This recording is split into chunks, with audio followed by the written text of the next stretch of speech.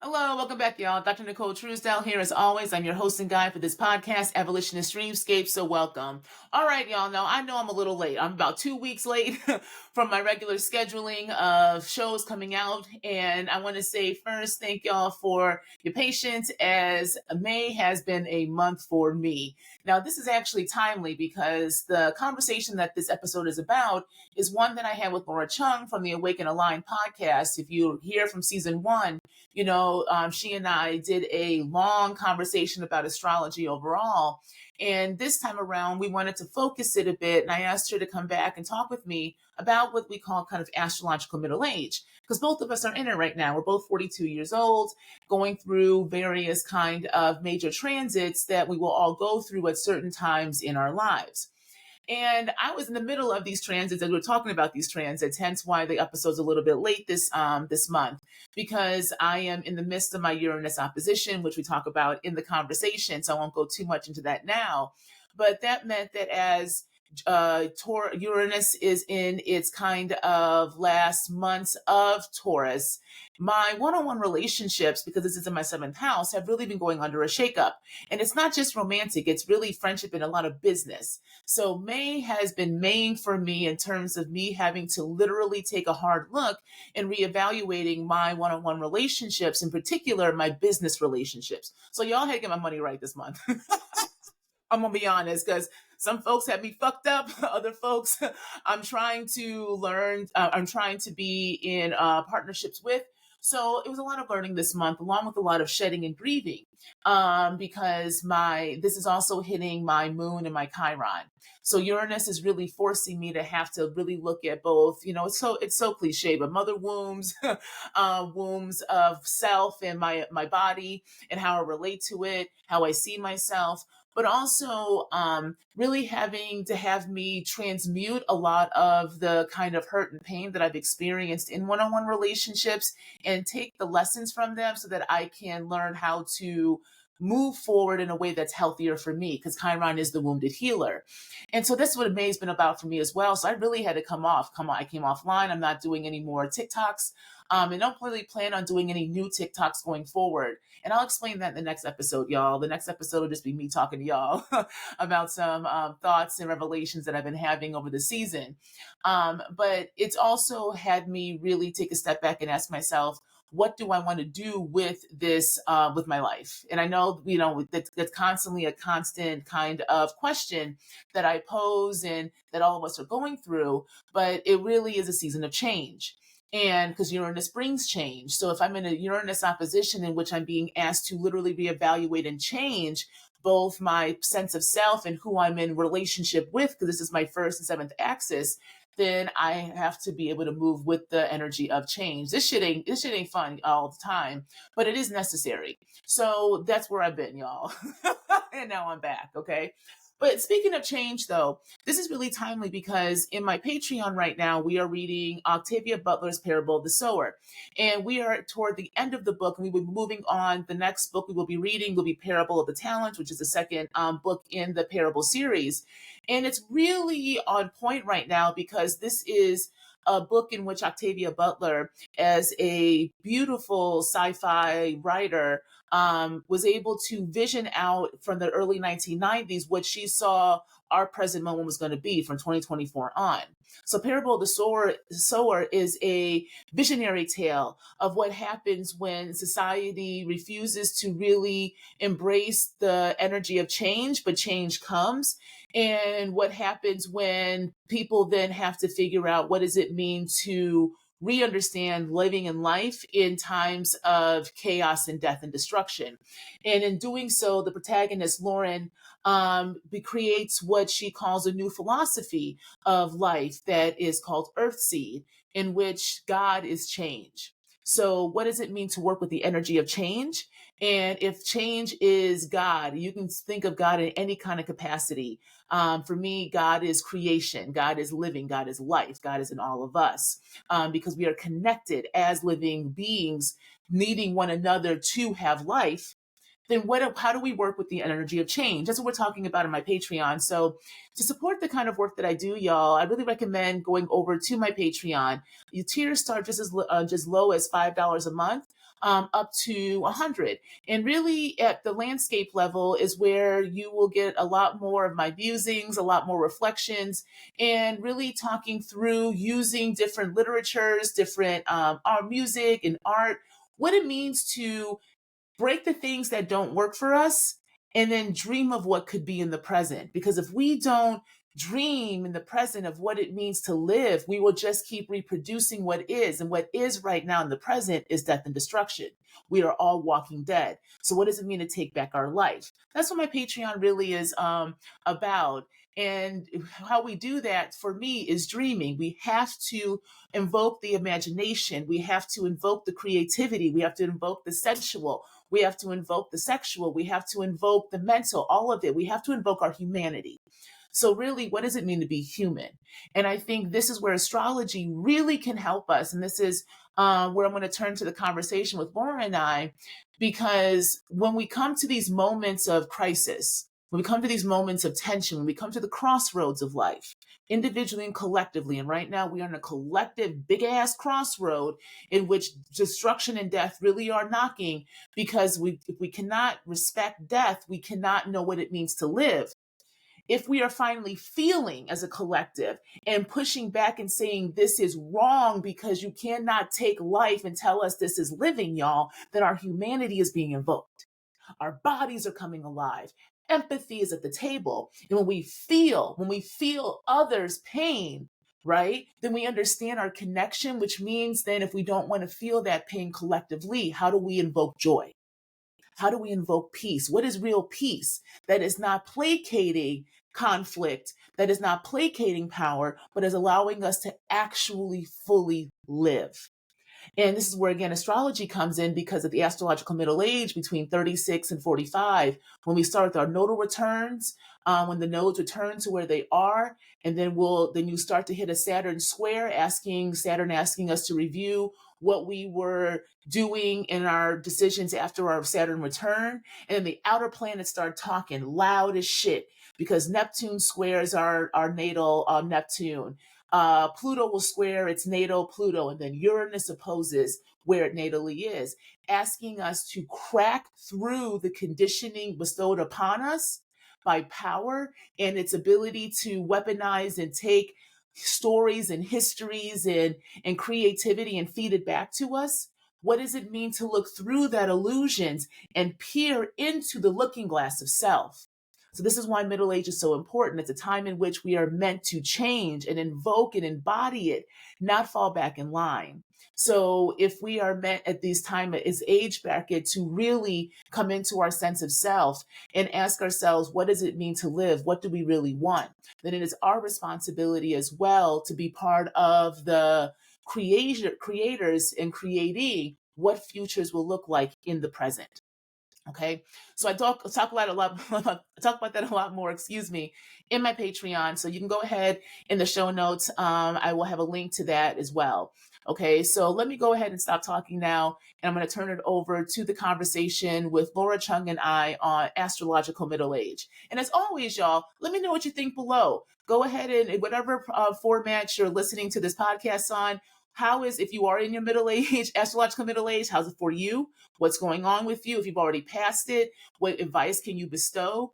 And if you haven't hit it yet, what is coming up for you where you are now in the timing of your life, right? Because we all have different timings of life that invoke different things that we are learning, growing, doing, being, and the like. So what does it mean to live, y'all? And at the timing of your life right now, what can the stars, the planets, stars and zodiacs really help us understand so that we know that we are the ones who can save ourselves? All right, y'all, over to Laura. Go. All right, welcome back, y'all. So I'm here with Laura Chung, and we are once again talking astrology. So Laura, welcome. Thank you. Hello, everyone. And Laura, can you briefly go explain and tell us your podcast and also a little bit about how you engage with astrology? Sure. My podcast is called Awaken and Align, and I actually started it during one of my midlife transits. And it really started off just seeking. I'm a Sagittarius rising, and so I'm very curious. And I was traveling around the world trying to find meaning in my own life. And I started interviewing people around the world. And then I came into my spiritual awareness and found that I was having such interesting conversations with people and just started to share them. And the more I deepened my spiritual practice, the more it became about collective liberation and speaking about things that really matter and matter to me and matter to the world and how we're all shifting and changing. So that's what my podcast is about. And I'm just really here to become a better person, I guess. thanks for thanks for having this conversation with me again. Yes, and so one thing I would find interesting, Laura, and what I really like about how you engage with astrology is the fact that you work with it as a tool of liberation, both of Mhm. self and the collective, but also you're not afraid to, which I really appreciate, talk about your own shifting and how you've engaged with the kind of astrology, but also metaphysics, manifestation. You have your book that you've written, right?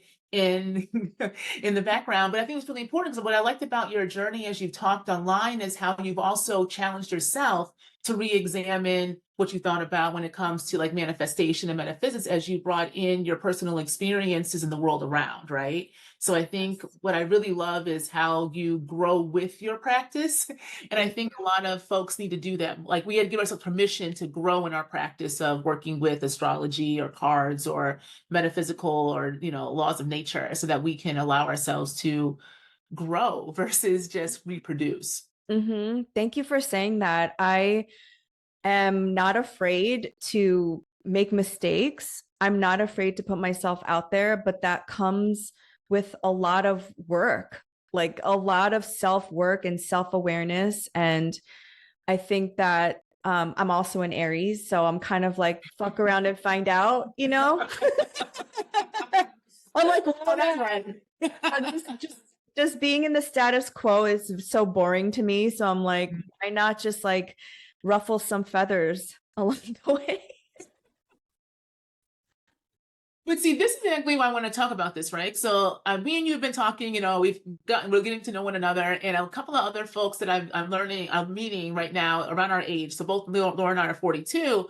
We're having these very similar experiences, right? Where it feels like where we were Oh, yeah, and yeah. where we're going, it's completely different, right? I remember texting you and being like, "What the fuck?" Same. I don't know what's going on. I thought I had my whole life. I thought I had my business. And the next thing I know, like even right now, Yes. I'm rethinking even the name, like Abolitionist Dreams, because I'm like, is that really me? And I Mhm. never thought I would be rethinking kind of the foundations of the life I'm creating because I had to recreate my life, right? Talk about how I broke where I was to come now. And even in all this breaking, it doesn't stop. Mhm. Like the reflection doesn't stop, the having to reevaluate doesn't stop. And so it got me thinking about, okay, in this time, if a lot of us are going through this, and it tends to kick off around 36 because of the nodal return, right? We'll talk about that in a minute, y'all. Um, and then now we're here at 42, and it's like, well, shit, like it's like life got real. And not only is it real, it's palatable. For me, it's like, then what can we learn from astrology? If we're doing astrology, if we're working with with the planets, what can they really teach us? And it got me thinking about this astrological middle age, where 36 to 45, it seems like our life blows up. Mhm. And but then we're told that if we don't continue on with what we are, we're the problem. Like we're crazy, right? Mhm. All of a sudden, you want to leave jobs or leave relationships or do something as simple as cut your hair, right? There's a change that's occurring, but we don't know how to work with change in society. And so for me, then, if we don't know how to work with change in society, yet change is inevitable. And we have these planets telling us that and signaling to us that y'all gonna be going through some changes from about 36 to 45, then what does it mean for us to work with that change? And what does it mean for us to actually allow ourselves permission to grow up into who we are individually so that we can actually collectively have these kind of new futures they want to do? Mhm. And so I wanted to talk some with you today about what does liberation look like if we take responsibility for it? And Mhm. if we think and if we understand that the older we get, that is when we actually have the permission to fuck shit up. What Yes. does it mean to actually fuck it up so that we can make space for the dreams that we want? And I think that's where I am right now, because in this Uranus opposition, there's a way that my Uranus is on my first house in Scorpio, and it's opposing right now because it's in Taurus, but it's on my Chiron, which is where my moon is, which is where my DC is. So I'm having to sit back and ask myself, who am I in relationship with and why? And am I willing to shift the relationships I'm in order to fully be myself? Mhm. And that is some shit that I'm realizing. I had to figure out who I am then. Yes. I was like, oh, this is cute.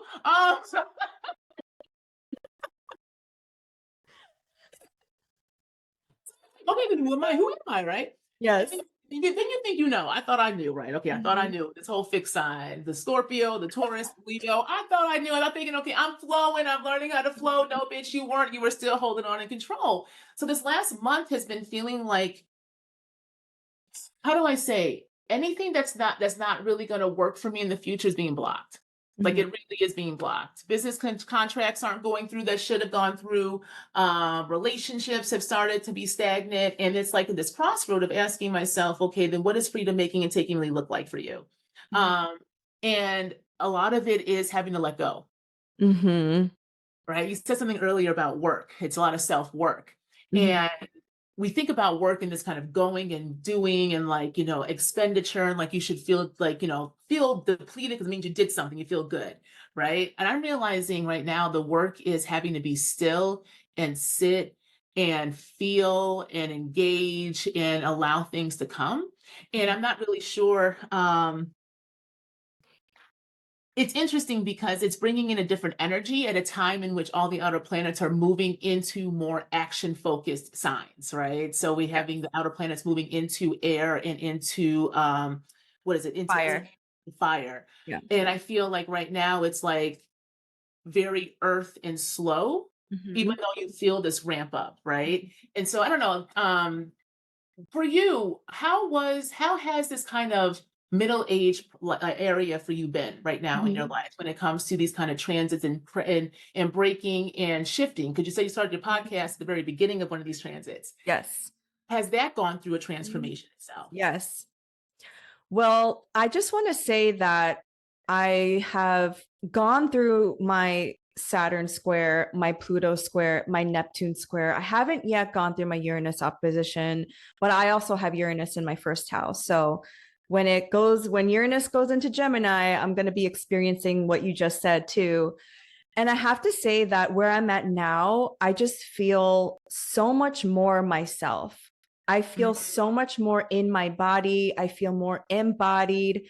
I love myself so much. I'm so grateful for everything that has happened so far. Even though looking back, I would not want to repeat what just happened in the last 7 years because that was really triggering and really rough. And my whole life turned and twisted upside down, and it felt very lonely because especially during my middle age time, we're talking about like 36 to 45, all of my friends, all of my family, they were getting married, they were having kids, they were having a mortgage, like they were all doing that, whereas I was going through this like dark night of the soul, and I'm like, what is wrong with me, like you know but I am so grateful I listened to my intuition and my spirit, because the person that I am now, I'm just so thankful for. And it is a lonely journey sometimes, especially if the people around you aren't going through the same thing. And they might be, but we're just not talking about it. But yes, in the beginning of my middle age, I want to call it middle life crisis at 36. At 35, I decided to quit my private equity job. So Mhm. I decided, life is so short. I'm 35. And by the way, middle age for like the average man in the United States starts at 34 or something, because the Really? average life expectancy Mhm. is like 76 or something. And for women, it's 40, because the average life expectancy is 80.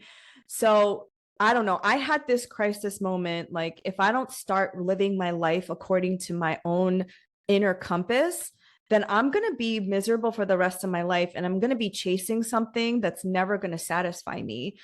So I quit my job. I left the life of security and the 401k and the health insurance. And it was very like, it was releasing all of these structural foundations that at once gave me security and safety.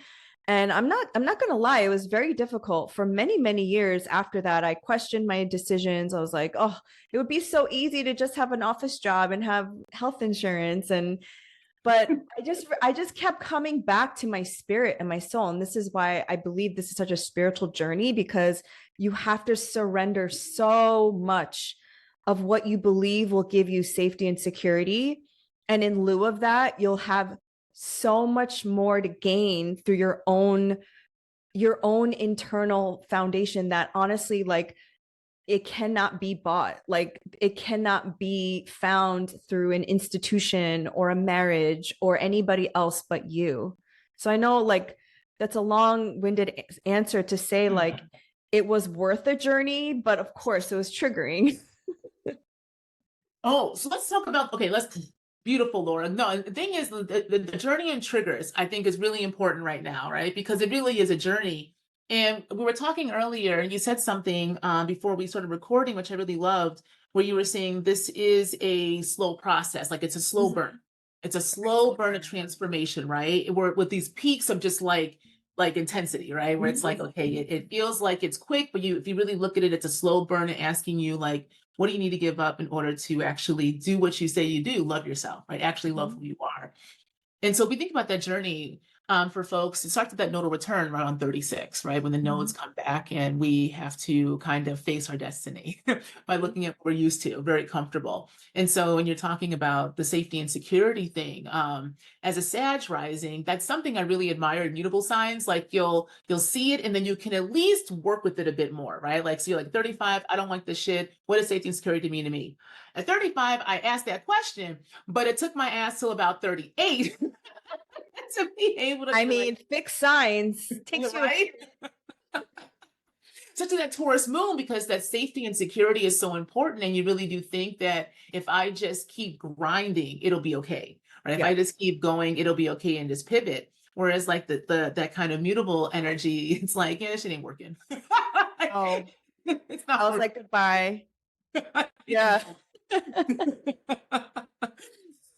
But then we have these moments, right? So you get this the nodal return, you get the Saturn return, Saturn square, excuse me, where Saturn squares from the return to say, okay, the last 7 years, like, is it working or not? Like whatever's going on. And I think for me, when that Saturn return hit, because my Saturn's in the 12th house in Libra, natally, and there was a lot of that's when I started to crack about the job. Mm-hmm. It's really about because that Libra imbalance and like feeling Mm-hmm. like I had to give up to other things, especially social justice stuff. That's when I started to really have to ask some questions about what does justice mean if I don't feel like I can actually be myself in justice spaces. Yeah. Uh, and that was hard because it felt like I was a fault, like it was my fault, like I couldn't figure out how to fit without realizing that the point of these kind of returns and these reflections is to ask, do you want to be? Do Like you want to not to, be here? Yeah. right? And I think the slow burn is because, just for people who don't understand what we mean, like Saturn returns is like 27 to 29. And so a square is every 7 years. Then Uranus is the next planet after Saturn. And when our Uranus return is 84, our Uranus opposition is like 40, 45-ish. Mhm. Then we have Neptune, and we don't have a Neptune return, but we do have a Neptune square, which, yay, we are going through. And that happens like in our 40s, early 40s. And then Pluto, we have a Pluto square, which happens like 39 to 40, 42. Depending Yeah, on, yeah. depending on like the degree of your like Mhm. placements. And you also want to look at your natal placements, because they might be amplified by either them touching your sun or moon or any other placements. And so these planets are really slow, and they're outer planets, so they're generational planets. But what Dr. Nicole and I were talking about is, as without, so within, like, everything that's happening in our society and our culture do impact our own growth.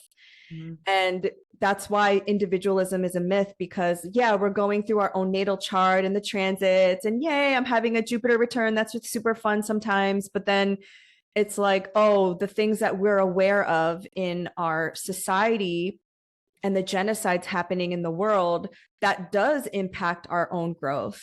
Yes. Yes. And I think that's really important. And so this idea of individual and structure, I was having a conversation, literally astrology is showing us that. Right. Mm-hmm. That's why I really appreciate the logic and the wisdom of astrology, because when we think about, like you said, the outer planets, they are generational. And Mm-hmm. so I always tell people, like, we have to be careful. Like, you are not Uranus or Pluto or Neptune, like that. It's an energy that goes with a group of y'all, right? You can think about it as like a collective. Yeah. But then we personally feel like we're talking right now during this middle age. So it's like Mm-hmm. the outer planets are saying this generationally, but you will all be impacted individually, like you're saying, right? And so if we Yes. think about then if the outer planets that are generational do come home in our individual experiences, then what are they trying to teach us about our Mhm. responsibility to the collective? Yeah. I'll give myself as an example. So I was born during a Saturn Pluto conjunction in Libra. I'm part of that subgeneration, and that is transforming what traditional relationships and even like marriage is. It's like Pluto is about transformation, Saturn is about commitment, Libra relationships, and it's like our generation, our little sub generation between 1980 to 1983. It's like meant to transform that. Okay, so we had a Saturn Pluto conjunction in the sign of Capricorn during the pandemic. Yep. So we were having our little square with the same planets. And so a lot of my friends and people I knew with that same placement got divorced because they couldn't withstand that pressure of like, okay, these are old paradigms of relationships that just can't withstand the test of time, Capricorn. And if you were able to like transform during that time and your relationship is still committed, then congratulations, you passed the test. But for me, what it really showed me was actually asking myself, are these beliefs that I want to keep with me? Because I had all kinds of distorted beliefs around marriage. I never wanted to get married. I never wanted to be in a long-term commitment because I was like, what's the point? Men are trash. I had the worst. I literally was disgusted and like I hated men, like cis hetero men for like a good 4 years because I was just like, ew, Mm. they're like not it. They're ruining this planet. And so I really believed that. And so I was manifesting that into my experience. Oh. And obviously like it keeps getting confirmed by our environment and our society. So that didn't help. But then I really asked myself, like, if I want to be in a long-term committed relationship, I really need to check my belief systems. Yeah. And so I overhauled them and I'm like, okay, where did they come from? Oh, they came ancestrally. They came through my own experiences with men. They came through my parents and all this stuff I had to unwind. I had to go into the shadow realm of Pluto. And honestly, now, like, I'm in such a healthier place and I'm more open. It was because I had to look at those things, but it was only because that square that started triggering some things in my life and my own personal life. And every trigger shows you the shadow material that you need to work with. Yes. Yes. I completely agree with that. And it's also funny that time, if we think about especially our age group, a lot of folks also came out. We had Yes. a whole wave of folks coming Yes. out, right, in different ways. Like marriage and coming out for me was a big thing of that, but it Yes. really was. And I think that is a big part of our responsibility of how when we individually feel and take in the lessons of these outer planets, then it really does collectively shift things, right? Right. Because our ideas of marriage, even and think about this too, especially during that time. And then we saw the kind of people having to seek entertainment and stories online and think about different, and really have to imagine a different way of living. Then we saw people thinking about, well, do I need to be with blood or can I just make my own family structures? Like Mm-hmm. people thinking about like homesteading or Mm-hmm. buying property together, right? Or communing. We're understanding that, especially in Capricorn, the old structures of society Mm-hmm. didn't allow us to live. So if we can't live in our generation, what we were promised, this idea, this is where like this Neptune in Pisces that the last degrees we're in right now are showing all the stories that we were told about what we should be, especially between the 38, 36 and 45. We should be having the homes, we should be having the 401k, right? We should Yeah. be able to take care of children and elders. We're like, that doesn't make any sense because we literally can't afford bread. So Right. if we can't, Right. like if I can't put gas in my Yeah. car and have some food on my table, but Mhm. you're saying that us wanting to buy groceries now are millennials being extravagant, Mhm. then our generation's like, all these stories don't make any sense. So then what's our responsibility then to shift the paradigm? And I think that's where we're in right now, right? What is shift the paradigm? But you can't shift a paradigm externally until you do it internally. Right. Absolutely. And I think also what you said about Neptune and Pisces, it's opposing the USA's Neptune and Virgo. And Mm. so we're seeing very clearly this idea of the American dream, and the American dream being for just cis hetero white men who can own property, but it really didn't mean for the rest of us. And so we're kind of seeing very clearly the American dream is a scam. And so if we don't shift our own myths and belief systems and what we believe in, it's just not feasible to like have a home and take care of our children and our grandparents and all the things that they say we are supposed to have. It's just not in this economy. We can't afford it. And do we even want it? So this has been really interesting too. Yes. Want it, right? So I think even the excess that we were so used to, even during the pandemic, there was a lot of kind of soft life and this aesthetic of it. And now we're like, you don't even need that. Like, that doesn't make any sense. Like, if there's a consequence to our consumption, right? Mhm. So we're seeing this as we're having to face Congo, having to face Sudan, having to honestly even face Hawaii, right? Mhm. When the fires happened, Mhm. and the after effect of the land and who owns the land and who's allowed to then get reimbursed, who's allowed to be even seen as fully Yeah. human. I think what the outer planets too, for me, really are teaching us is that in order for us to change and transform, we have to face our humanity by facing our emotions that are attached to change, right? And Mhm. transformation. So you said it a lot, Laura, which I really appreciate, this idea of surrender and Mhm. having to face fear and this kind of triggers, right? Because all of these outer planets and Saturn, because Saturn will trigger the fuck out of you. Oh. Saturn's like, you want to grow up? I'll teach you how to grow up. Yes. So but even Saturn's like, to grow up means to take responsibility Mhm. because you do have a choice. Like, we have a choice, but sometimes the choice is not going to be easy because the choice requires transformation. So if we Yeah. can sit in the emotion, right? And this is where Pluto is a big one. Because again, I think because I'm Scorpio rising with that Mars.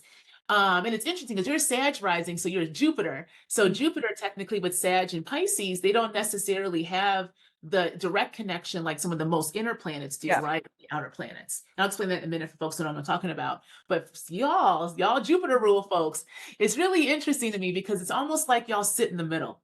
Mhm. Like, you sit in the middle between the most inner and the most outer of the planets, Mhm. right? The Yeah. and Sagittarius and Pisces sits in the kind of like teaching, ephemeral type of zodiac signs, right?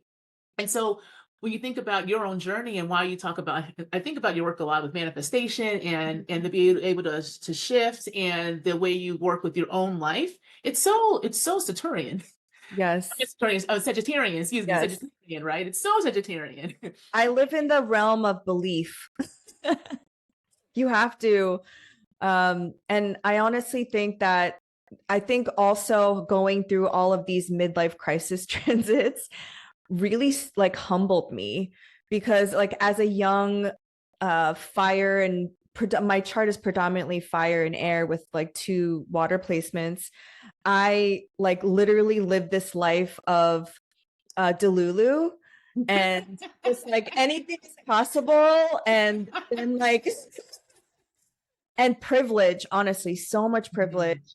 And I just had no idea um when I started my midlife crisis transits. I just was so literally was brought down to this earth, and I'm just so Mm. grateful because I have so much more empathy and space in my heart to hold now, because I was running away in certain aspects of like, toxic Delulu, like everything's fine. And that's like a toxic side of Sagittarius. But I'm very grateful because now I feel I'm more in my humanity and I'm more connected to my spirit because of you know, these midlife transits. Yeah. But it also really shows the importance of why we need the kind of Jupiterian type of energy with that Sag and Pisces, because they are the storytellers, right? The teachers, the storytellers, the ones that learn through experiences and also can explain it in a more collective manner, right? Because again, Pisces allows us to create.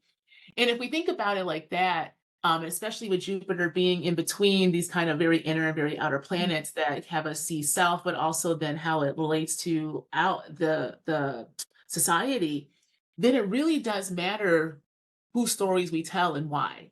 Right. Yes. It really does matter, right? What type, how we even construct the story that we are in, right? Because if you only see things as good and bad, villain, hero, then that is the binary, right? That's how we get these structures that get us in binary. So even when you're manifesting through a binary lens, right? Whether you call it toxic or privileged. And I really appreciate how you talk about manifestation and challenging these kind of love and light kind of ideals, right? Because all that really does is it doesn't allow us the ability to have possibilities. It requires you to make a choice of yes or no, right? Yes. And when you don't do that, then you're not really moving anything. It's a privilege, but you're privileging the structure. You're not privileging you. And I think that's what's always the interesting part of these conversations about privilege, especially when we talk about astrology. Well, then who's privileged? Whose story are you privileging? That will then put to the forefront what is being privileged. So it's not even you, I mean, the universal you. It ends up being the structure. So a lot of white spiritualists will do this, right? And I say white not just in color, but in the ideology, Yes. right? So y'all ideological white spiritualists, right?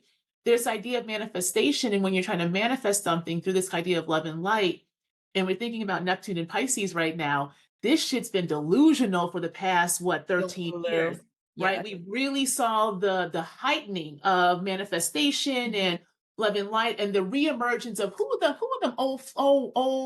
So that white woman, always people are always quoting her because she's talking about 5D and shit. Like, you know what I'm talking about? You know what I'm talking about? When Like which one? oh damn. What is that woman's? It's gonna come. It's gonna come. But it's like what happened when I've noticed the past 13 years, especially the manifestation stuff, is that people were taking older folks' like, teachings and bringing them into the present and saying like this is a new way to kind of be in the body, and the kind of hate market really kicked off again, right? Yes. All that stuff. But now we're hitting the reality with Neptune in the very last stages of Pisces, that is critical degree being like, but yeah, boo, but what is the material reality of it? Like what actually occurred with all of this stuff? And I think with the kind of Saturnian or Sagittarian energy, with that Jupiter, God damn. If y'all are watching this podcast, I don't know how to turn this off. I love it. You're getting affirmations. Make the thumbs up and stuff. But I think again, I'm pointing this out so much because of your chart and you're a teacher, Laura. I think it's a great template to understand that if you are a teacher, especially with that kind of energy, the Sag or the Pisces energy, you have got to allow yourself the ability to almost take these massive shifts because you learn from the experience and you believe it and you realize that is what you need to be using to then kind of teach and have experiences, right? Yes. And I think because of that, that's giving us other templates to figure out you do have to shift how you think about some of these foundations because they weren't actually foundational to you. They are foundational to structure that you are now seeing because the outer planets are like, yo, y'all, this is y'all. If y'all don't do something, this is your future. Yeah. Right? If you don't do something, this is what can happen. My experience with malefics, so a lot of astrologers consider Uranus, Neptune, and Pluto to be malefic in nature, is to give them what they want, and Saturn and Mars. And I say that because you have to surrender to the initiation of what this planet wants you to do. And so for Saturn, if Saturn is asking you to grow the fuck up, you have to grow the fuck up. And so during my Saturn square was during BLM, George Floyd, that summer of COVID. I had my spiritual awakening about like anti-blackness, anti, like black men specifically being murdered by cops. And like I always knew there was, we lived in a racist country. I just didn't realize the depth in which it was structural. Mm. And so when that happened to me, I went into the initiation of Saturn, which was you have to look at your own anti-blackness, you have to look at your own internalized racism. And and I did. And I think that prepared me for this moment during the pro-Palestine, pro-Sudan, pro-free Congo movement that has been going on for decades, right? And then when I went through my Pluto square, which was more recently, I mean, it was been a couple of years, I had to really look at what wealth meant because it was transiting my second house. Mm-hmm. So in ancient astrology, Saturn was the wealth god because everything was grown in the land. It was an agricultural god. And Pluto also is a wealth god. Pluto Mm-hmm. is the fertility of the land. And if you look at what's been happening in the last 500 years, the land grabs and the resource grabs and like the colonization really is very simple. It's not complicated. It's just it's stealing resources. And so when I really look at that and I think who actually has the power and the wealth, it is the global south. It's Africa. It is all of these countries that are deemed quote unquote world, but literally they just had their resources stolen, their governments destabilized, and now the descendants of these places believe that they're poor, but they're not. And so when I wrote my manifestation book, I wanted it to come from that lens of like, who told us we were poor? We were never poor. We were just rich, and we maybe were a little too generous. Maybe we were a little delulu, thinking like, oh, these people are just going to take this stuff and leave. Mm-hmm. And so it really is, again, like when these transits happen to you, they're asking you, these, gods or whatever you want to call them, are asking you to go deep and ask yourself these questions and like reframe like how you've been taught.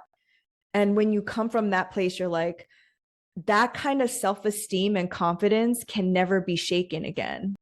Yes. I love that because I completely agree with that. And I do, it's interesting how a lot of astrologers will talk about malefics in this kind of binary way to the other planets that are supposed to give you what more not abundance, more what is the word? It's not it's Benefit. malefic benefit. Thank you. I was like beneficial. I'm like benefit. But it's interesting because I agree it's like give them what they want. And we're not taught though to surrender. We're not taught that change and the shifts of life are going to require pivots, and pivots mean that reflection, right? So the malefics want you, for me, and I love what you're saying. It's like the man in the mirror moment. Like, can you take the mirror and look at yourself, look at the life around you, look at the society itself, and ask the question, does it work or not? Mm-hmm. Right. And I always ask the question, who told you that and is it true? Yeah. Right. Where do you stay? Like these kind of reflective questions about breaking things. Because for me, it was this interesting, I talk about it in my first episode of the podcast where it was that 2019 moment. Mm-hmm. It was after my Saturn square, and it was happening before the outer planets were about to square. And it was this tense moment where I knew that I had to change something. And I knew that I didn't want to be in higher ed anymore, but I didn't know another story.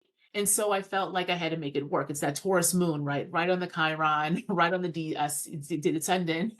And it was this idea of then, okay, if this is safety and security for me, yet I feel like my body is breaking, is it really safety and security?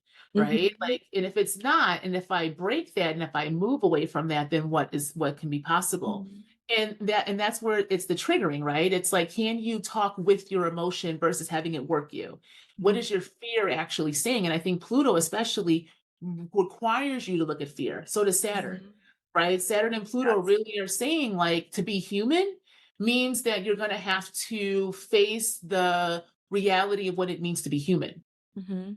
And I think that's what we're realizing now. This is what it means to be human, Mhm. not the scripts, not the, I need to go. Safety and security, especially means getting a job. Like, let's be real, Laura, you had probably the job, the private equity, the Mhm. 401, like young, you know what I'm saying? Like, there was a way that you were living a dream, Yes. but was it your dream? Right. And I think that's what we're realizing. Mhm. Whose dreams are we living and why? Like, what imaginations are we using and why? And these kind of outer planets are really looking at us and asking, okay, if this is what it is, if this is society and it's not working, Mhm. then why the fuck are you still doing it? Yeah. You know what I mean? Like, it's really Yeah. simple. Like, it's like they're all looking at us Literally. like, I'm confused. Like, Mhm. Stanton's like, I'm really confused, y'all. I told y'all, I said there's time. I didn't say there was one time. I didn't tell y'all motherfuckers to keep doing the same time. I'm asking y'all, what is y'all's responsibility and what the fuck do y'all Yeah. do, right? And Yes. Neptune's like, and Saturn's like, I'm sitting in the deep waters. Y'all Mhm. got me wet right now. I'm Mhm. wet. I'm down here. I done had all these lunar planets pass through me. I gotta go sit Mhm. next to Neptune. We gonna be going over to Aries pretty soon, y'all, right? So when I dry the fuck out, what did y'all learn about Mhm. the collective? Yeah. Right? If I gotta be in these deep ass waters with y'all together with Neptune's ass, you know what I'm saying? Like, Yes. I do imagine them talking like that. Like, what do you have me here for? the fuck am I here for? Sounds like old, I'm crotchety, and I'm trying not to be, but I'm Yes. wet. Yes. Right? So so but Saturn's wet, which means Saturn's emotional right now. Mhm. Right? Saturn knows how to, because again, Capricorn and Aquarius ruled. There's this way that Saturn can be stoic, it can be, it can be loyal, very justice focused, very collective. But even Saturn needs to take a break, right? Even so, if Saturn's like, I gotta flow, and if I gotta be in my motherfucking feelings, and I gotta look at myself, and I gotta look at Mars come through, Venus came through, Mercury came through, right? I gotta go over here to Neptune. I'm going to go into Aries next. I'm going to start some shit. When am I ending? So if Saturn has to make endings, right? If Saturn has to sit and reflect over the previous 12 zodiacs, it's going to the last before it makes its new beginning in Aries, right? To figure out, okay, what am I initiating?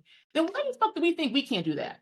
Mhm. Like, we're not supposed to do that. And I think that's really interesting in this time because even the Uranus opposition I'm in, I'm telling you right now, y'all, Laura, I'm telling you, like, I thought I let go of some shit, right? I have a whole thing about breaking things. I'm like, I know how to I'm learning how to let go. Like, I face, always talking to my emotions and shit like that. No, this motherfucker said, what you're going to do is not only are we going to take everything that you thought you were and crack it open and say no, we're going to go into the depths of your childhood trauma because I'm hanging out with Chiron and we're going to say hi.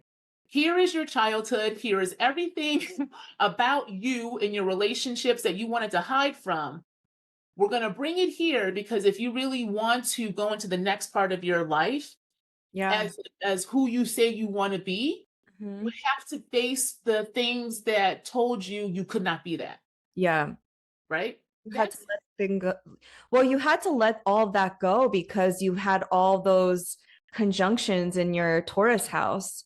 So yes, it's almost like you had to let it go to start these new cycles that honestly are really exciting. really exciting. Really Yeah. exciting. You know, the Jupiter Uranus conjunction, the Jupiter Cazimi we just had, the new moon in Taurus we just had, the Venus Jupiter conjunction we're going to have. Like all of these exciting things are starting these, multi-year cycles, but you had to go through that first and let go. And I think there has to, I don't like to use the word sacrifice, but you have to, like, it's an offering. You have to like let Lord, go of yes. something Yes. in order to, Yes. it's like, what are you willing to give for this Yes. part of yourself? Yes, Laura. And this is why my Scorpio comes out. I'm like, can you die? can you die so that you can live? Like I just like Over and over again. over and over again. And so I thought I was like, I literally, I stood shit you not. I went to my shrines and I said, listen, y'all motherfuckers. I thought I had died enough. I thought I sacrificed, I gave you my tears, I gave you my Mm, job, and they were like, yes, now can you, and it was interesting because with this conjunction, because things are opening up, relationships are opening up, they're like, yes, but do you have space for them? Like mhm, if you say you want to be seen, this is really interesting. I always said, I want to be around people who can see me because I've always felt in the past that like I was seen, but not like there was only parts mhm, of me seen, those parts were taken. And so I felt like, because again, that wound that I needed to then, whatever the person saw of me, that I would just have to lean more into that. So I would shut down other parts of myself, especially my emotions, right? I'm very emotional. I'm very feminine energy, very emotional. Because I feel everything. But I mhm. didn't know where to go with that. So it's like I need people to see me. Laura, I didn't know what that meant. Because all of a sudden people are seeing me and they're telling me who I am, and I'm like, I don't know if I trust you. What are you talking about? That's not. Mm, And then it's like they're like, I don't understand. Like, why, why are you committed to not seeing yourself like? I'm like, yeah. Like, do you see you? Yeah. and then I went back to the shrines and I said, fuck y'all. Touche, but fuck y'all. Well, when I saw your chart, I was like, you're somebody that needs to shine. You have like an angular Leo sun in the 10th house. Like you're somebody that, but Leos need to see themselves first because their light is reflected on the collective, right? Child. And so it's like this is so annoying, but I'm finding it very true because I'm in my 7th house perfection year. If you don't know what that means, it just means you're in like a 7th house year of relationships.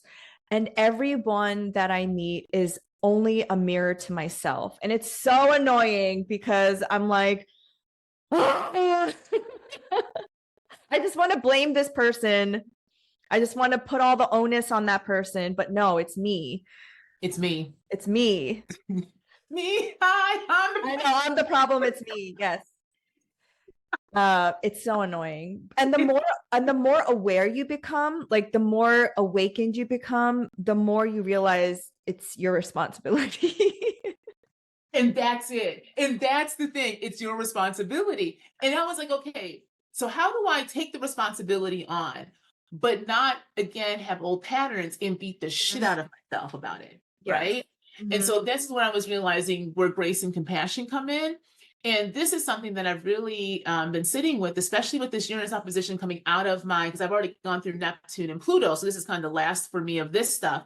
What I'm realizing is to have real compassion and grace for yourself is the most loving thing you can do for self, which means that it will have you move differently. It's actually very powerful emotions that so once I was able to have grace and compassion, I'm still doing it. I'm still figuring out grace and compassion for myself. But when I was able to allow myself to feel why I was going through all of these things and sit with, okay, I'm getting all these blocks. I'm feeling as if I'm doing what I'm supposed to be doing. Like I left a life, it didn't make any sense. And I know I'm supposed to be working on my own, but this shit is hard, more hard than I thought it was going to be for various reasons. Sitting with all of that, there was a way that I realized, okay, but if I talk to myself better, if I was talking to say somebody else, how would I tell them how to deal with this? And I say, well, girl, you just left the marriage. You, you're a single mom. You're dating again, a new sex, not the same, a whole new gender and sex. Right. You're starting a business and you're kind of experimenting to figure out what it is. Girl, can you calm down a little bit? All Like, in like a very short amount of time too. in 2 years. Yeah. It's been 2 years, all of this, right? Like Mhm. here.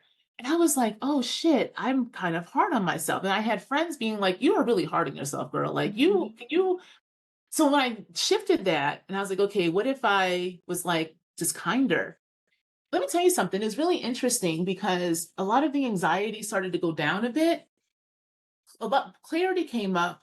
And then I realized like I was still repeating a pattern of I was so used to publish and perish in higher ed. Even though I left that and I was trying to go off my own, I had taken that same template and put it into my content creating. Mhm.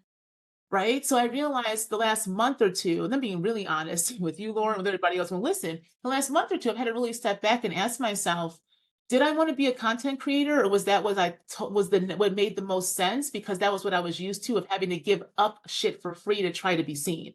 Yes. Right? And that was a hard thing. So I was like, what the fuck do I want? Oh, okay, bitch. Okay, so now we're gonna get real self, right? And I Mhm. had to pull back. So I haven't been on TikTok or IG. I just post like to my events. Like I'm only doing it as thing because I realized I don't like being used. Yeah. Right? If I don't like being used, then why am I using myself? Mhm. Right? Because it's a responsibility, right? Mhm. And if I ask that question without being like, well, fuck y'all, fuck me, no, it's like, no, this is a way that we're taught though. Like, so a Mhm. TikTok teaches us consumption. It teaches us that if you are creating as a creator, you should be giving shit away for free to prove yourself. So that's Right. what you follow, right? But it teaches the followers that you should be expecting people to give things to you for free. And so they must go above and beyond if you are going to give up some. All of that economy is fucked up. We're not doing anything. So even in all this activism, and I have nothing against online, like we must have different modalities. Always said this. Twitter was huge for Arab Spring in the beginning of organizing for BLM. But then we live in structures that know how to transmute and take what was used by the margins to then make it into another product. So we Mhm. have product each other. Mhm. And to the point where even with the activism, we're expecting people to perform a certain way Mhm. because we need to consume it. Where it's like, no, what is all of our responsibilities now? Because the economy itself of content creating is another location of production that I was so used to. I'm thinking I'm moving away when I was actually repeating. So this past 2 months has been like stepping back, like, okay, what do I want then? And there's a way. I'm gonna be honest, like it's very different than who I thought. Like I don't know, like I'm Dr. Trues, I'm like I got doctorate, but I'm realizing that puts me into a box that I don't like. You Mhm. know, like my name is Nicole Danielle Truesdale. I'm Nicole Mhm. Danielle, like that's me, right? That's more of the kind of creative. But it's also scary because what happens if I decide to really shift and transform, especially since I am so public and my chart is one that's supposed to be public, yet I've got 4 12th house placements in Mhm. which I'm realizing what happened with that is I didn't know how to see myself. So now all that 12th house is loud because it's also Libra, South node into Aries, North node, 6th house. I'm having to give up the ways that I chose not to see myself Mhm. for others and then be able to step into myself. So, Mhm. Laura, it's gonna be good next year. You're mutable sign, so yeah, so you're Wow. gonna be good. Well, you just said so much there that I wanted to speak to because I think Taurus, especially with all these activations in Taurus, it really makes you like everything you said I relate to because I think it makes you think about what you're worth and the time Yeah. and energy it takes to sustain like the creative economy that is so Yes. unsustainable at this point. And also Taurus being ruled by Venus, like your worth and like what is your worth? How are we measuring our worth in this fucked up system, right? And I felt the same way. I had my TikTok account banned in like the end of November, and I kind of stopped trying to get it back because I was like, who cares? That part of me is dead. But then it's like, I haven't really shown up in the same way just because I felt like, what is the point? If I just make one video per week that needs like I need to say what I need to say, then that's like enough. This like constant, incessant consumption and needing to create, like you said, to be recognized for my work, recognize that I'm worthy, my voice is worthy. I think it just puts people of the global majority in this very like unsustainable pace of creation. And for me, being creative is not on a schedule. Sometimes I don't want to say anything for like a whole month straight. I just want to like be in my own space and watch the sky or something. And I think what you were saying about the last part what you were saying, so the ruler of my charts in my 12th house. So oftentimes That's right. I want to hide. I don't want to be seen, but I do think that as we're in our we're both 42, so we're both like highly activated now. We are also the people that need to speak up for people who are being silenced. And when you asked me to do this episode, I was really excited because this was during the student encampments and this idea that the youth is going to lead us. No, I think that we're leading us too, because we also have so much life experience at this point that I think stepping out and being the leaders and being thought leaders is like annoying, first of all, because I just want to live my nice life, you know? But at the same time, I think these transits activated me in a way where now I want to speak out and be more visible. So Yeah. everything you said, I totally resonate with. Yeah, okay, good. Yeah. Yeah, and it's a really, especially with your, it's going to be in your first house. You also have a first seventh house opposition, right? Mhm. And it's really this idea of, again, a sense of self. Who am I and who I want to be in relationship with? But we Mhm. don't know who we want to be in relationship with until we know who the fuck we are. Like it's a Yes. constant, like, right? It's this constant iterative process. And sometimes you don't even know until you're with people and then you get triggered and then you have to work things out. But I agree about the idea the youth will save us. And this is why I say too that it not only is it our responsibility to kind of grow up, and this is what the outer planets tell us, and also Saturn, right? Saturn's really loud. But it's also because it's telling us that every stage of life has a purpose. Mhm. Right? Like, and so this middle age is like, we are, again, like I said earlier, we are supposed to break things. Like, we're supposed to be the ones who rebel. Like, we're supposed to be the ones to shift and think about what is community, what is friendship, what is spirit, what all these things mean, right? As a way for us to figure out then what is a future, what does futures look like? And so Mhm. I think right now, especially talking about creation, like this is a time that we're supposed to be creating, like Mhm. especially in our late 30s, early 40s, into our 50s. And shit, you hit 50, hit the Chiron return, right? I've got some folks that I know that are in that Chiron return. That shit is real. Mhm. Like you get faced at 50 with like all the wounds, Mhm. all the childhood shit, and asking, will you allow yourself to literally take that energy and transmute it into healing? What does healing look like, right? And this is where in Salt Eaters, where Tony Kaban talks about, when she says healing is serious business. Do you want Yes. to heal? Right? Because you heal, you're taking responsibility for your life. And we're not taught how to do that. It's easy to give it up. Give up authority, give up creating, give up content. So if we take ideas of what it means to create content back from this kind of creative economy, and like you said, allow ourselves to flow in that energy. Because I agree, like I have to now, this idea of work has been really interesting because now work for me sometimes is just days of having to sit and be Mhm. because it's percolating and then all of a sudden it comes and then it makes so Mhm. much sense. And Yes. then it's out, right? And then it's like there. But I'm not used to that because I was taught that I had to always be working and reading. And if I wasn't constantly on this grind, then I wasn't working. But then there was no creating, it was producing. So I always tell people, especially in their 40s, what do you want to create and why? Mhm.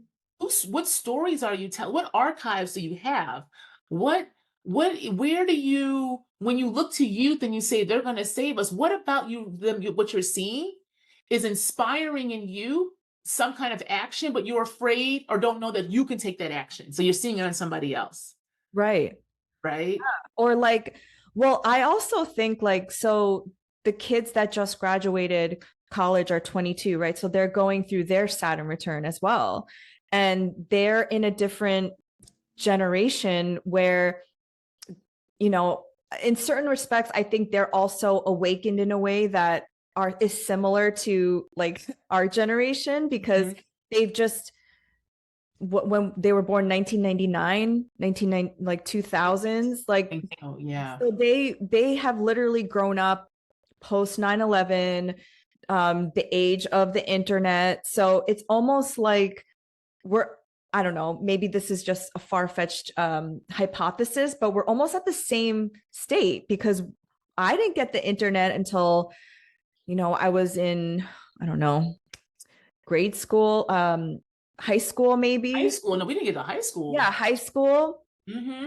So I think there is this simultaneous awakening happening in both of our generations where we as adults, we have the resources and the experience to lead a different kind of revolution simultaneously with the youth. And Yes. And just as like a life advice thing, like if we are middle aged and we have half of a life left, like how do you want to spend that time? Thank you. How do you want to spend your energy? How do you want to live? That's what Yeah. I keep asking myself. Anytime I get afraid of something, like asking a guy out or shooting my shot, whatever, I'm like, no, I have to move beyond my fear because I only have half of my life left. Yes. Yes. You know, Yes. Right. And who do you want to be with? Who do you want to be in community? Like, who do you want to be with? Who do you want to live with? Right. literally.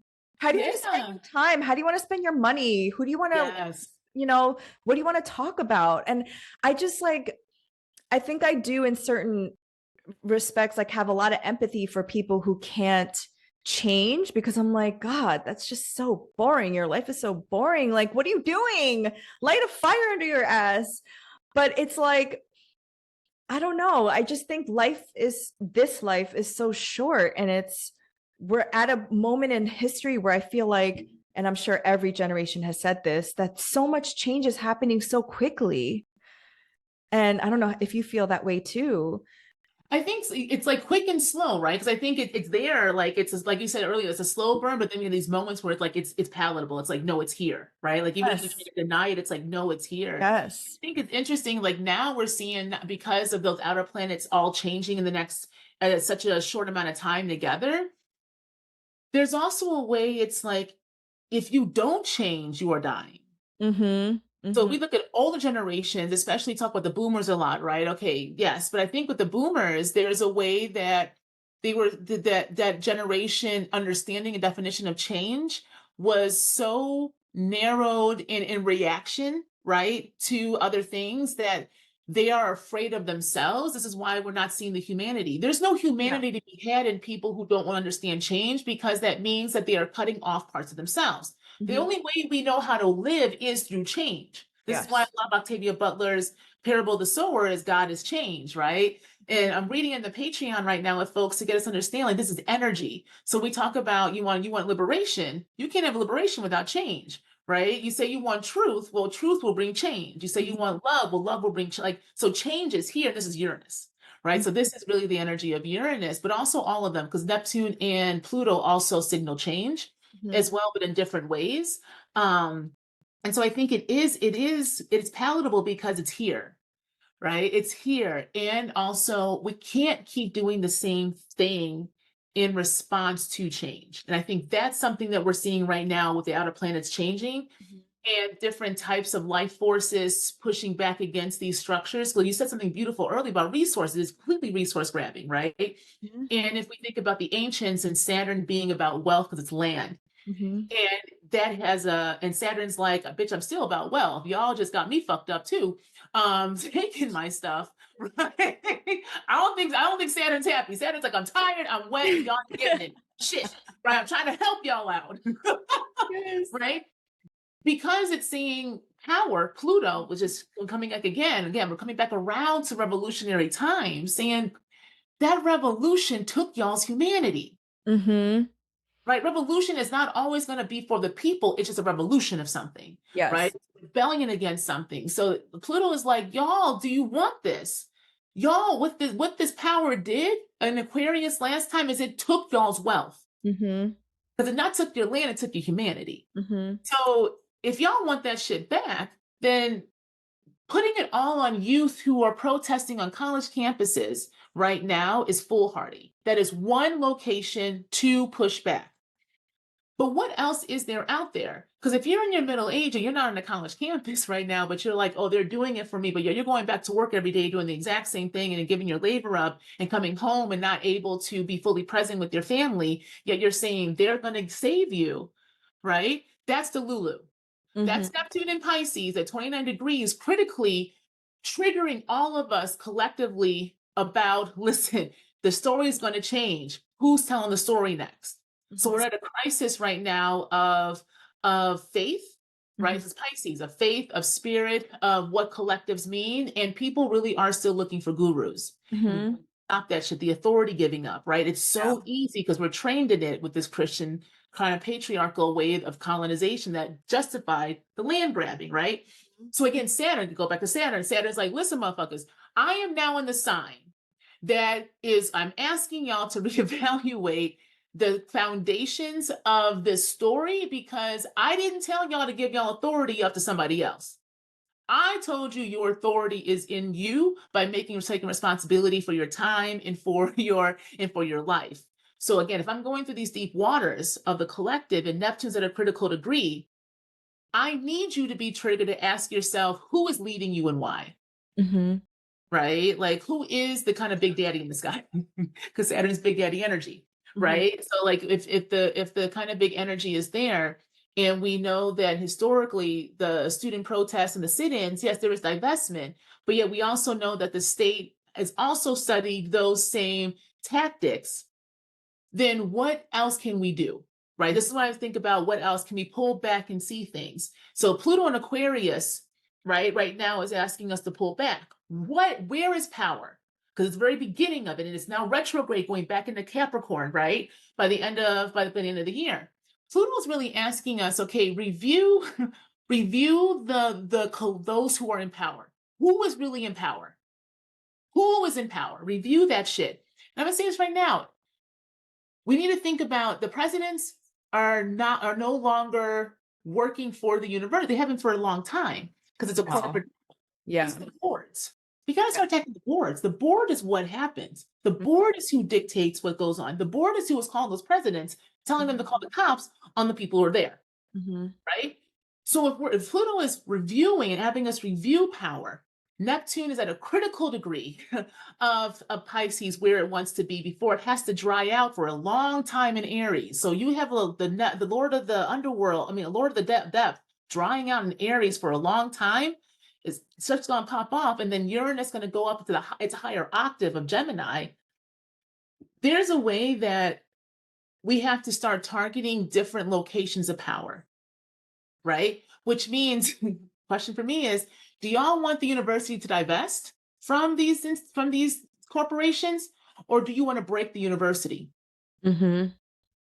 They're two different things, right? Not saying one's better than the other, but I'm saying divestment is one location. But while those students and the faculty are trying to take back whatever governance that they got taken away, other people can be looking at how do you push in the boards? How do you attack the actual power location? Because if you want a new society, you want new structures. So what I'm saying, we need a new education. Mm-hmm. Like, we must have a new educational space. So I think that's what we're going to be going into, Laura. This next iteration is going to be, it will be scary. And I think about this a lot with the Jupiterians who are very teacher focused, right? Who are the new teachers? What are the new lessons?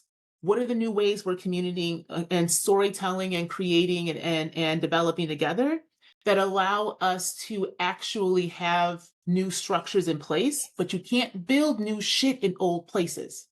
Yeah. And I think that's what's scary because, listen, we love to talk about how the Ivies ain't shit, but yet motherfuckers love those Ivies.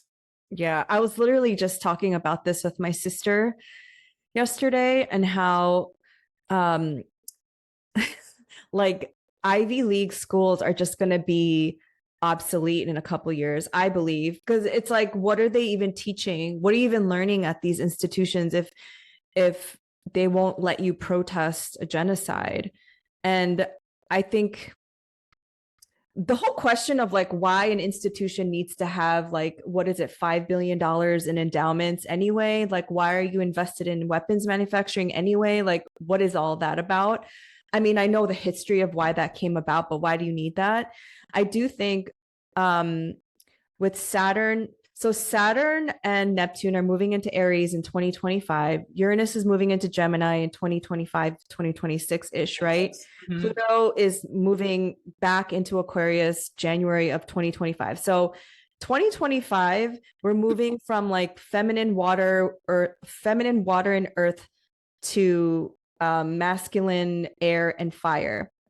Mm-hmm. So it is all going to be about information sharing and action, which thank goodness, right? But I also think at the same time, you're right. Like I'm on optimistic Jupiterian ruled Sagittarius, but I do think that it's going to get really dicey in the next couple years as we're shifting from the old system to the new system that we're redesigning. I think Pluto and Aquarius is we have to unite. And I know that sounds really cheesy and everybody says that, but we have to organize. The only reason why these systems are working is because they've been around for centuries and they're just organized. Like we need a Virgo on our team or something. We need somebody to like divvy up the skill sets. We need to really unite because all of these colonial powers have divided and conquered us. Yes. Even the United States is like divided if you really think about it. We need to unite and share resources. And the United States is so individualistic at its core. It's gonna be a lot, I think. Like even my own interactions, like you asked, like what can we do individually? It's really through our own relationships. Yes. Like I've had to have so many breakups with, unfortunately, white Americans because they just have no idea what it means to be in mutual aid with one another. Mm-hmm. Unfortunately, that's just been my experience because in Asian culture, we share everything. We share food. Everything is we share resources.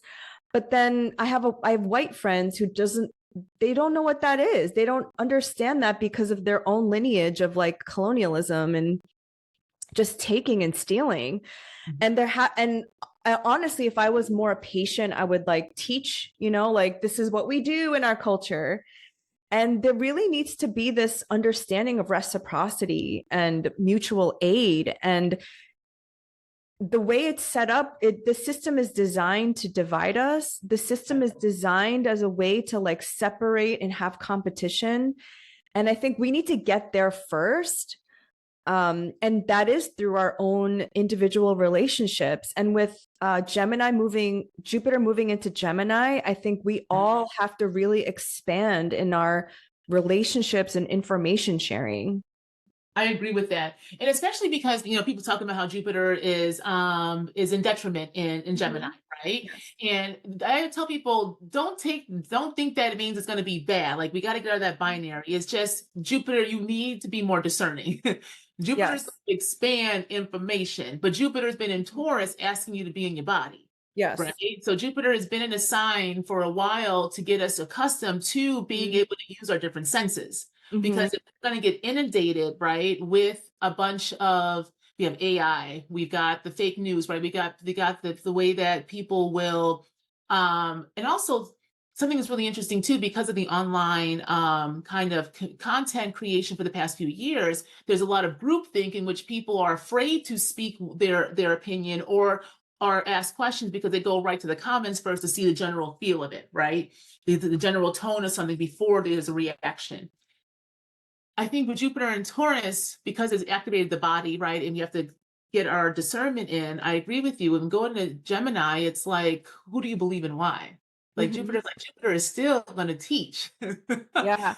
Right? Yeah. Well, so Jupiter in its domicile in Sagittarius and Pisces is all about belief. It's like very like zooming out, big picture. I have faith and I believe in this, even though I don't see it. When Jupiter's in Virgo or Gemini and it's detriment or fall, it forces Jupiter to have receipts, to have data. And Jupiter doesn't like that because Jupiter's like, I believe in like, if you think it's about like vibes. Yeah, vibes and like intuition and faith. And Jupiter in if you think about like Sagittarius and Pisces season, like it's the holidays, it's like very spiritual times, right? It's very faith-based.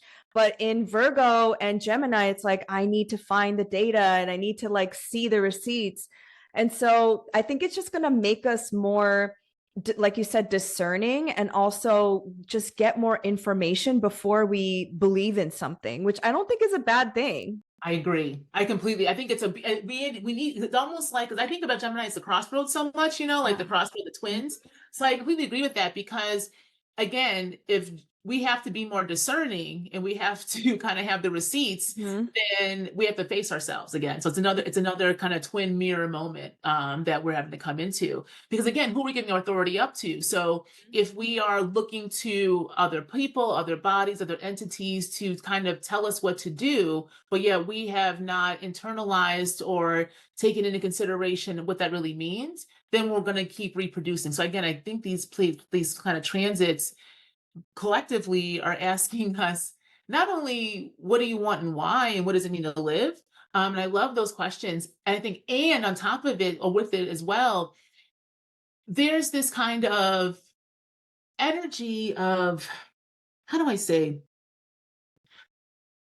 not only what do you believe and why, but like where do we want to go Mhm. and who do you want to go with Mhm. on this journey. And if you believe your reality as it is right now, I would say if you really do believe what's going on right now, society wise, collectively wise, individual, the only thing that makes sense is to break everything and reimagine it somewhere else, right? Mhm. It's the only thing that makes any kind of sense. But do we want to make sense or do we want to be comfortable in what we know? Mhm. And I think that's the reality that we're facing. People say, like, it's one thing to think it, right? It's one thing to know it here, but to actually enact it, I think this is what's going to be Jupiter and Gemini too. It's going to expand, right? The kind of air. So if you, just because you think it, you still have to do something, Mhm. Yeah, right? I think it's gonna, because Jupiter is in its fall, it's gonna be at more effort. Yes, right? So are you about that life? I always think about this. Are you really about that life kind of thing, Mhm. right? And without judgment, are because sometimes we think we are, but then when it hit rubber hits the road, we're like, oh shit, maybe I'm not, maybe not like that. Like, like, and I think when we're honest that way, it allows us to take responsibility for what we will do and won't do versus putting it on somebody else, right? Like celebrity culture, like, the preacher, like whoever we're used to putting it on. Because again, I think we're also going to be having a new type of education. So even who we look to and what the messages come from and where we're going to go to, will be shifting, but can we see? So I think it's also going to be about sight, who we see and why and where we go to. So Yes. if we don't tell the stories, who else will? Yeah, I also think, there was this whole movement of Black celebrities, right? Just recently and during tourist season, which I thought was so like on par. Right? It really is about our attention economy. It's like Yes. focus on expands, and everything in our economy is based on our attention and focus. So if you, again, like as an individual, if you just focus on the things that you want to grow and you want to manifest whatever, and the things that are important to you, I think that's also where our power is. We have our power in our money, our attention, and what we choose to focus on. Like the whole celebrity thing, I was like, oh, I was already blocking them. I didn't even pay attention to them. Like, what? Like I literally stopped paying attention to them in like 2021 when they were just all doing their weird shit during the pandemic. And if you look back 4 years ago, how people were treating BLM, it's the same story now. Same thing. Same thing. Same thing. Black square, I'm good, absolves me of all the racism. These are the same people that are ignoring what's happening in the Congo and the Sudan, in Palestine. It's just a pattern. And I just want to go back to what you were saying about like, what you were talking about was actually pattern breaking. Yes. And that's very difficult. Like some of these like patterns, these neural pathways have been in our ancestral DNA for centuries to keep us safe and to help us survive. And it's not a small thing that you left your marriage, are a single mom, started a new job, starting a new thing. Like that's not a small thing. So you have to remember to give yourself like time and grace, because you're breaking so many generational and ancestral patterns like within yourself. Like that's a big fucking deal. And so um period. That's all I wanted to say. It's big deal. Like breaking patterns is really difficult. Like if you've ever been addicted to something or Yes. you keep being Yes. faced with your pattern, you're like, you again? Yes. Literally. And then you're like, damn, I thought I got rid of your ass. Like you still popping up Literally. like a popcorn hole, like it's just like pop, pop, pop. Literally. My God. I think this is the power, right? I think this is what, again, I always talk about why I do astrology because, people will be like, oh, astrology, I don't believe in it. I'm like, your belief don't negate what the wisdom of the stars will tell us, right? So it's not about a belief, but it is another place that I believe is trying to help us figure out what it means to be human. Mm-hmm. And they're co-conspiring with us. Um, and I love what you said about you have to just surrender to malefics. And if the outer planets, if the most outer planets, all of them are malefic, there's a reason then for that, Mm-hmm. right? Yeah. And so it's not about just the benefics, right? What's a benefit? You can't even partake in your benefit until you've actually understood what is malefic. Like there's Yes. reality there, right? Yeah. So I think what we're learning now is that if we want to be human, we have got to give up what made us unhuman to begin with, what has Yeah. dehumanized us. And I think this is everything that we're going through right now, astrologically, personally, right, for those of us in this kind of time frame of our life, but everyone generationally. If we want to be human, we have to surrender. And malefics are saying, we Mhm. want you to surrender and give up everything that told you that you weren't human. I just want to say one last thing. I know we're going above and beyond our time, and I do believe that because, like we mentioned, each generation is part of these, specific time periods of history, right? So the Pluto and Leo generation, which are the boomers, my parents were born in that generation. um they were like the father knows best generation. And so now with Pluto and Aquarius opposing that generation, we're seeing very clearly how toxic and wrong they all are. But I don't believe, this is why learning astrology gave me so much more empathy for my own parents who are part of that generation. I don't believe they were meant to awaken in this lifetime. I don't. I think they were meant to be Mm. as toxic as they were meant to be. And, I grew up in a very violent household. In order for me to be molded into the person that I am today, to finally break those patterns. And Yeah. so that gave me a lot of compassion and empathy for my own parents, because I'm like, why can't they just wake up? Why can't they just, but they're not going to. They're not.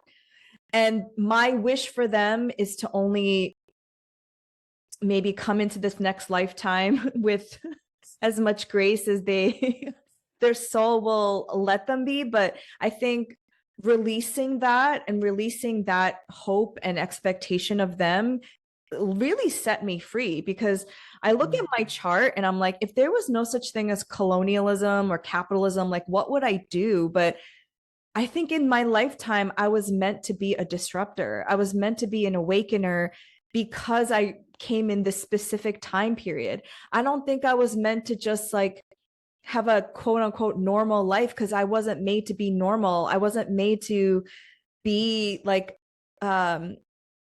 upholding the status quo. I was meant to awaken people, Uranus on the ascendant.